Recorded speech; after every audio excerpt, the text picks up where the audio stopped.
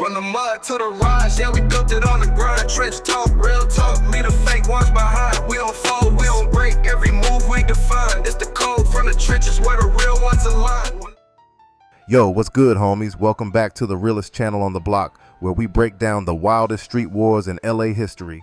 Today we dive in deep into the savage world of the Maravilla gangs, the OGs of East Los. From the 1930s to the present, these vatos been running their hoods, fighting the Mexican Mafia, and surviving green lights like straight up warriors. Smash that like button, subscribe, and let's roll into the craziest street beefs you never heard about. First off, let's set the stage. The Maravilla gangs ain't no newcomers. These crews trace their roots all the way back to the early 1930s, making them some of the original Mexican-American street gangs to claim East LA as their own.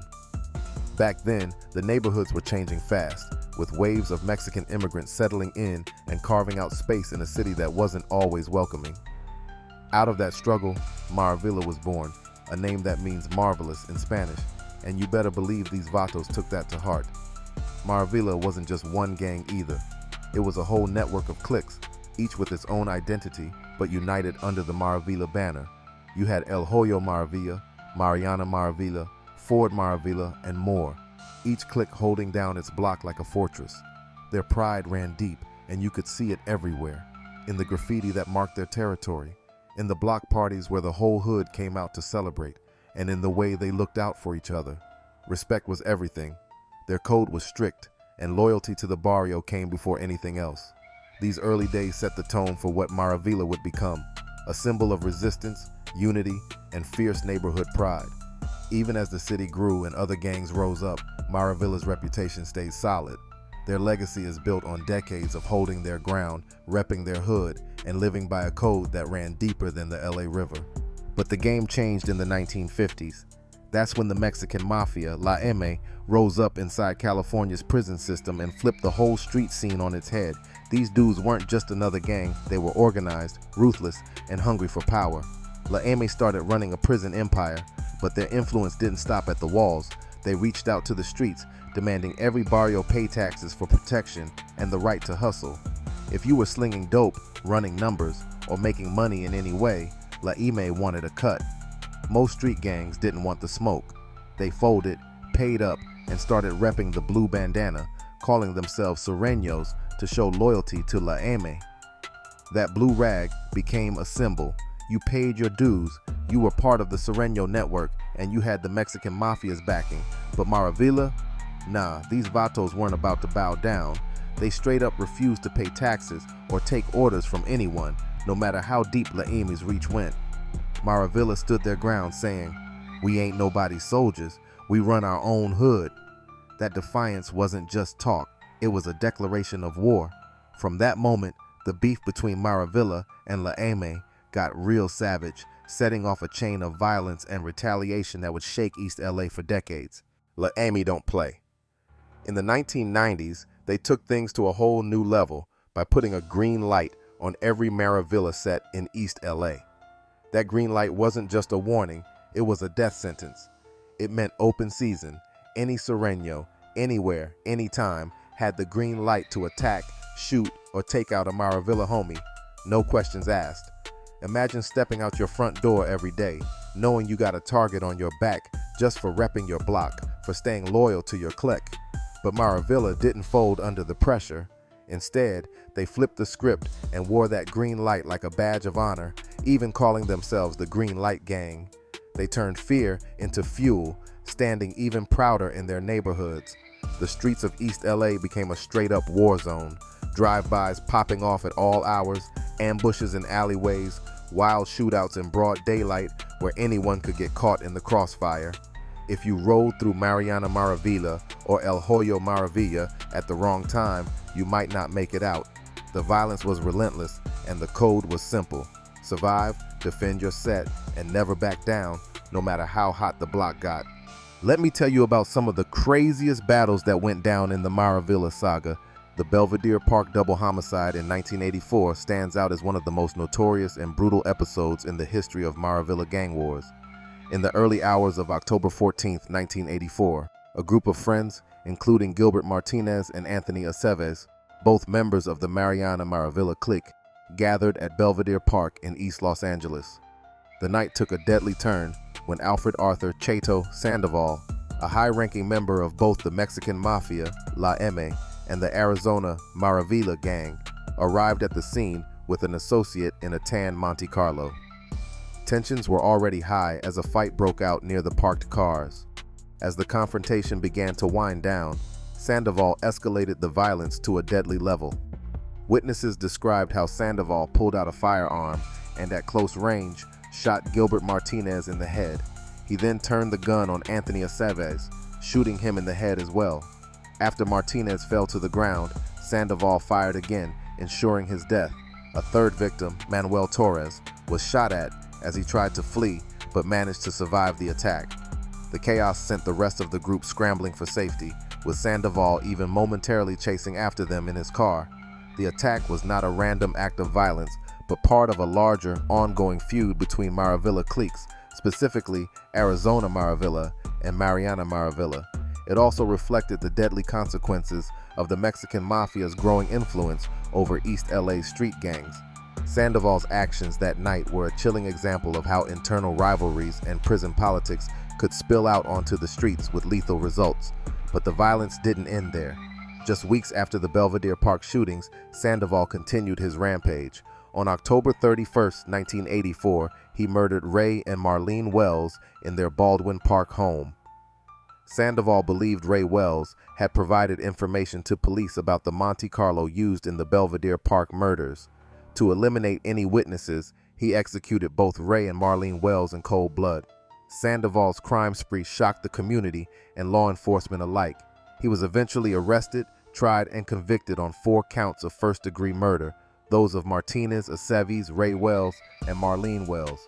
The jury returned a death sentence for the murder of Marlene Wells and life without parole for the other 3 murders, cementing Sandoval's legacy as one of the most violent figures in Maravilla and Mexican Mafia history. This case remains a stark reminder of the extreme violence that can erupt from gang rivalries and the far-reaching consequences of gang politics in East Los Angeles. By the mid-1990s, East Los Angeles was a powder keg of tension. The Maravilla cliques, once united by history and neighborhood pride, were now navigating a landscape scarred by years of violence, betrayal, and outside pressure from the Mexican Mafia.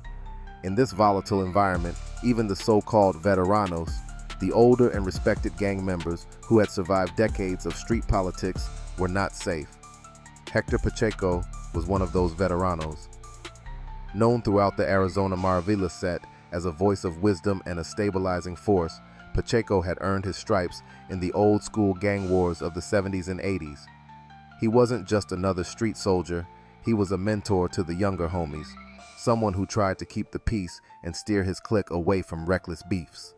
But in the brutal world of gang life, respect and age offered no real protection. One night in 1995, that uneasy peace was shattered. Pacheco was ambushed near his home, gunned down in a hail of bullets. Police believed the hit was meant for someone else, a case of mistaken identity or a botched gang retaliation. But the result was the same, a respected elder, gone in an instant. The news of Pacheco's murder sent shockwaves through the Arizona Maravilla community and the wider Maravilla network. His death was more than just another statistic. It was a grim reminder that the cycle of violence was relentless, sparing no one, not even those who had given their lives to the barrio. The killing of Hector Pacheco exposed the painful truth. In the world of Maravilla, the line between past and present, between OG and youngster, meant nothing when the bullets started flying. Retaliation was expected, and the streets buzzed with rumors of payback. The murder reignited old feuds, and for months afterward, the tension in Arizona Maravilla territory was thick enough to cut with a knife. For the community, Pacheco's death was a tragedy, a loss of a living link to the roots of Maravilla. For the gangs, it was just another chapter in the never-ending cycle of violence and revenge that defined life in East LA. The internal feuds between Mariana Maravilla and Arizona Maravilla are some of the most intense and violent chapters in the Maravilla gang's history. Despite sharing the Maravilla name and deep roots in East Los Angeles, these cliques have a long track record of bloody rivalries that sometimes eclipse their battles with outside gangs.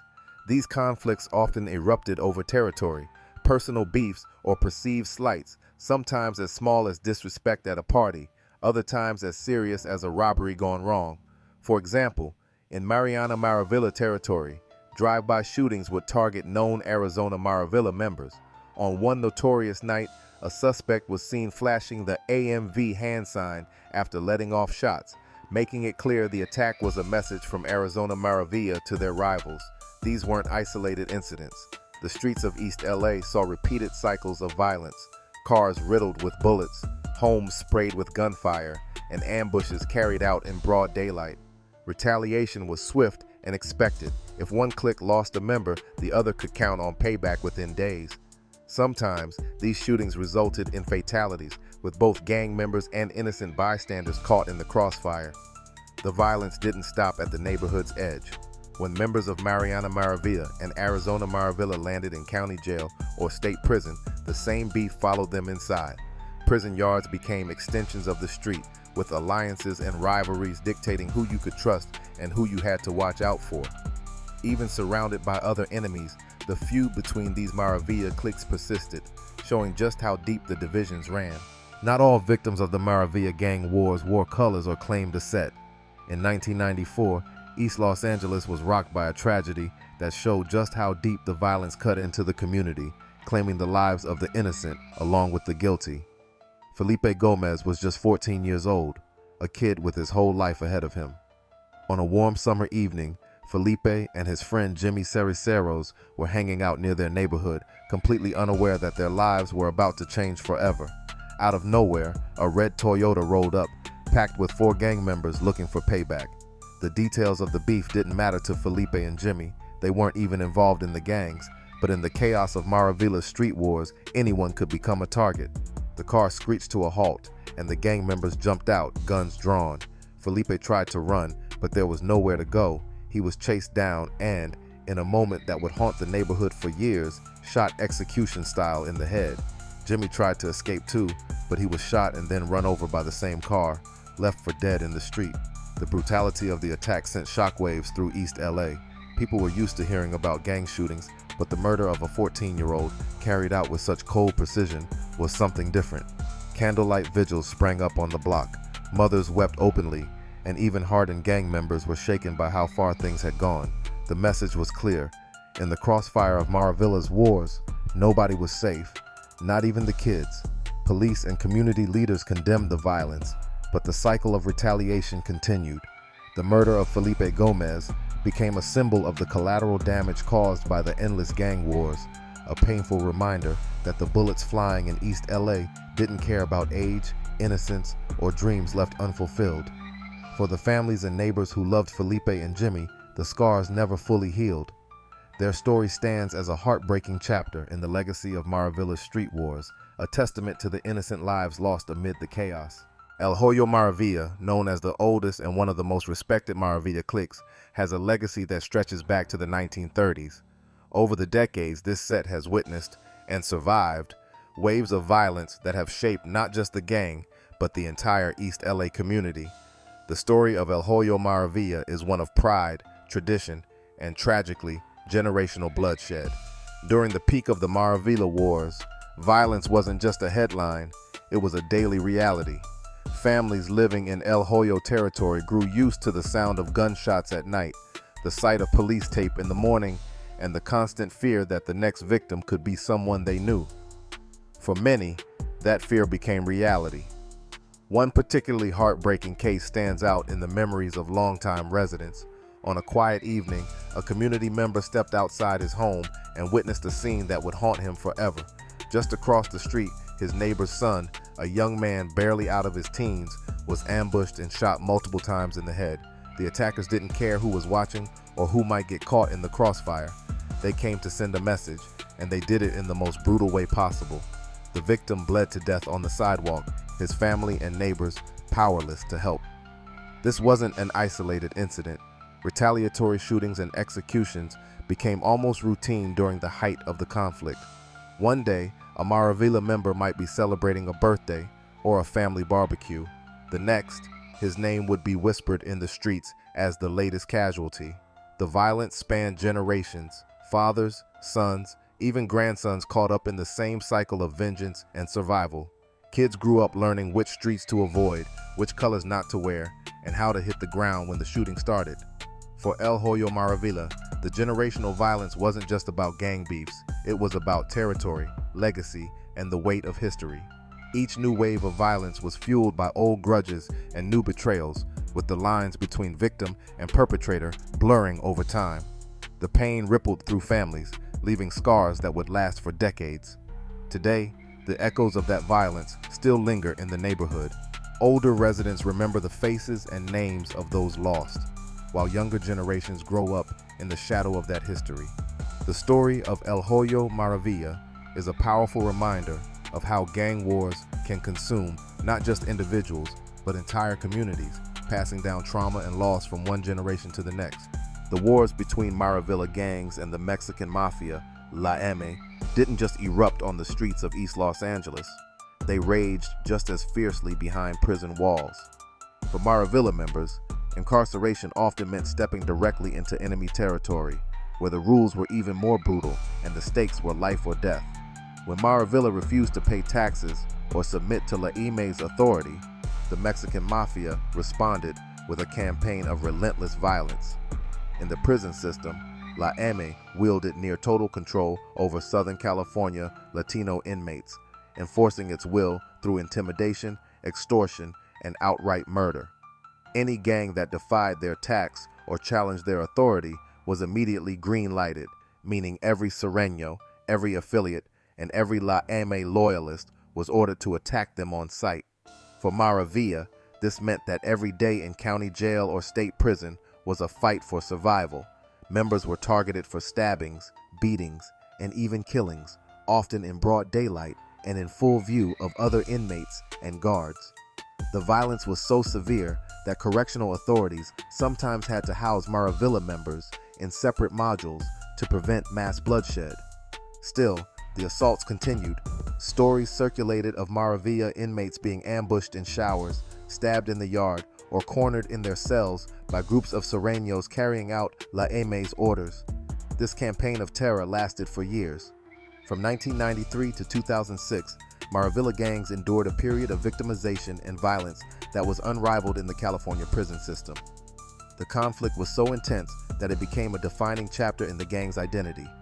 Maravilla members wore their resistance as a badge of honor, refusing to submit even as they faced daily threats to their lives.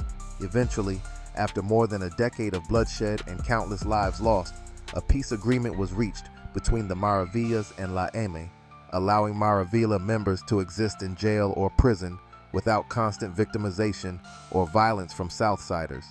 But the scars of that era remain, a testament to the brutality of prison politics and the high price of defiance in the world of Southern California gangs. Today, Maravilla still stands. Their graffiti tags still mark the alleys of East LA. The OGs, some now old and gray, still walk their blocks with that same fearless attitude. They're a symbol of resistance, a crew that never sold out, never paid taxes, and never forgot where they came from. The Maravilla gangs are legends, not just for the wars they fought, but for the code they live by. So next time you roll through East LA, remember, you're on Maravilla turf. Respect the barrio, and you might just make it out with a story to tell. That's it for today's Savage Street History. Drop a comment if you want more crazy gang stories, and don't forget to hit that subscribe button. Stay safe, stay smart, and keep it real. Peace.